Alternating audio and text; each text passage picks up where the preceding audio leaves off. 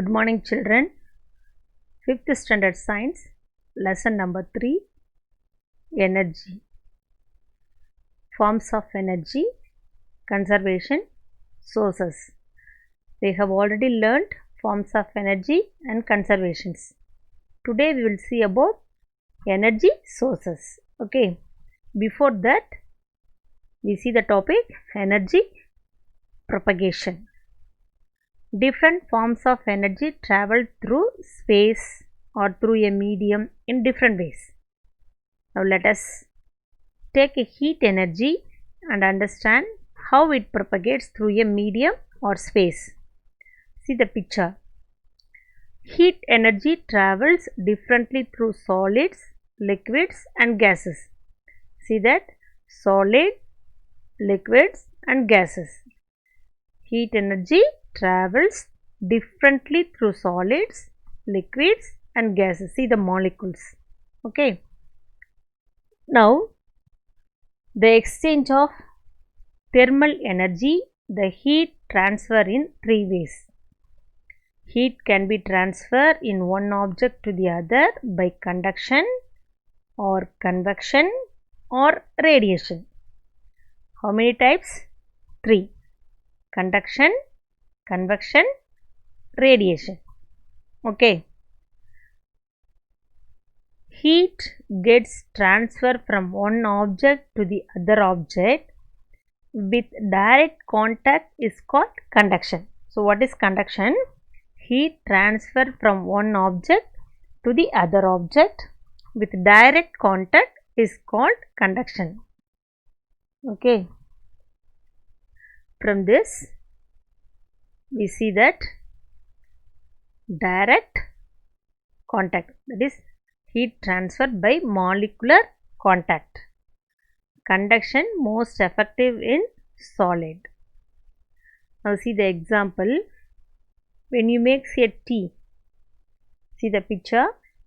Heat transfer a steel pan because of direct contact. See the picture. Okay. Next picture. See that? Ironing the clothes. Here, heat energy conducted from iron the clothes. Okay. Now next one. See that? Butter in the spoon. Isn't it? Okay. You would have seen butter in the spoon melt after some time. Isn't it? This is because the heat from the tip of the spoon travels all through the spoon to reach the butter and thereby heat it and thus melt it. Afterwards, it melt it. This transfer of heat in solids is termed as conduction. Very clear, children? So, from this, heat gets transferred from one object to the other object with direct contact is called conduction. Okay. Now, let us move the next one. See the picture.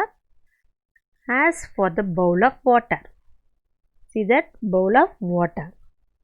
When you heat up the bowl, the water in it also gets heated up and begins to move up. I repeat once again. When you heat up the bowl, the water in it also gets heated up and begins to move up. Okay.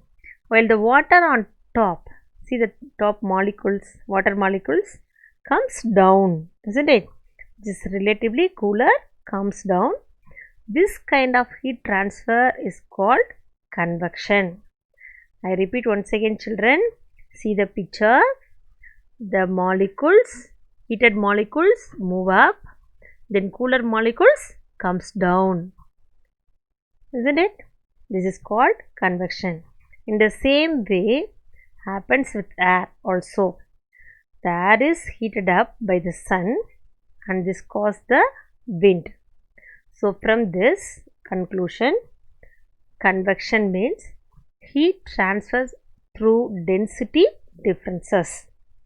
Most effective in liquids and gases. Okay, very clear. Okay, next one. What? Radiation. Have you ever wondered how the heat from the sun reaches us? Yeah, it is by a process called radiation. Here, there is no medium between sun and earth. Still, we get heat from it. When heat transfers take place without any medium, it is called radiation. I repeat, children, when heat transfers takes place without any medium is called radiation. Okay. Before entering the Earth's atmosphere, the heat energy from the sun travels through vacuum in space to reach us. See the second picture? Yeah. Thermal energy radiates through space from the sun. Thermal energy radiates through air from a fire. See that hands. Okay. I repeat once again. Entering the Earth's atmosphere, the heat energy from the sun travels through vacuum in space to reach us. How is that possible without a medium? This is called radiation. That is a solar radiation.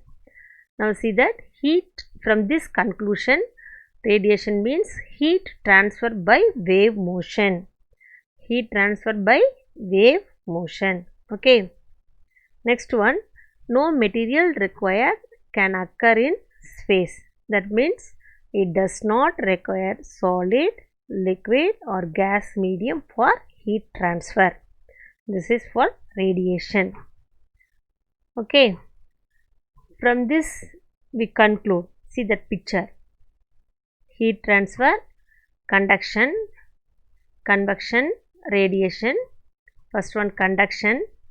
See the handle, the transfer of heat or electric current from one substance to the another substance by direct contact. See the second one, convection. See the molecules, the transfer of heat through a fluid caused by molecular motion. See the next one, radiation. Energy that is radiated or transmitted in the form of rays or waves or particles. I hope you understood. Okay. Shall we move the next one? Yeah. That is energy sources. Sources of energy. There are 5 major renewable energy sources. How many? 5 major renewable energy sources. First one is solar energy. Solar energy how will you get? From the sun.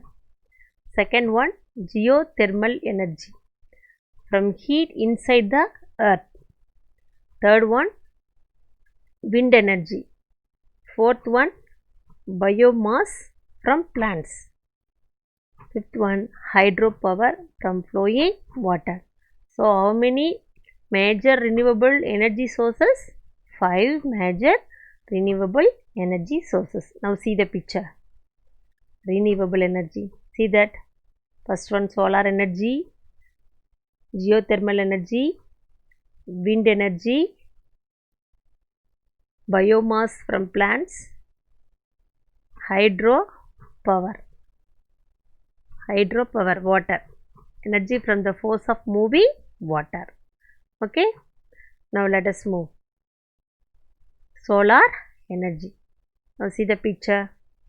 The sun is the main source of energy for all beings on the earth. Without the sun, we cannot live on earth, isn't it? Without the sun, life on earth is not possible. This energy of the sun is also called as solar energy. Okay, so what is the benefits of solar energy? Any guessing, children? Okay, I will explain. Eco-friendly, economical, renewable, clean source of energy, zero carbon emission, low maintenance cost, less dependence on fossil fuels, source of income. These are the benefits of using solar energy. Okay. Next one, see the picture. Yeah, big dams. Huge dams are constructed across perennial rivers to store water. See the storing water. This stored water develops potential energy. We already learnt. Stored water is called potential energy. See the next picture. The water then is allowed to flow down and thus transform its potential energy into kinetic energy. Flowing water is called kinetic energy, that is a movement which is used to produce electrical energy. This type of electrical energy from water is called hydroelectric energy. Okay, very clear? Okay, next one, wind energy. How is it possible? Wind in a similar way is used to rotate the windmill. Thus it produces electrical energy. So windmill transferred into electrical energy. Thus we have seen that we use the energy available around us in different forms, different ways, and also transform them to suit our needs. It is essential that we use our energy resources conservatively, otherwise we might land up in energy crisis. So we can use very carefully.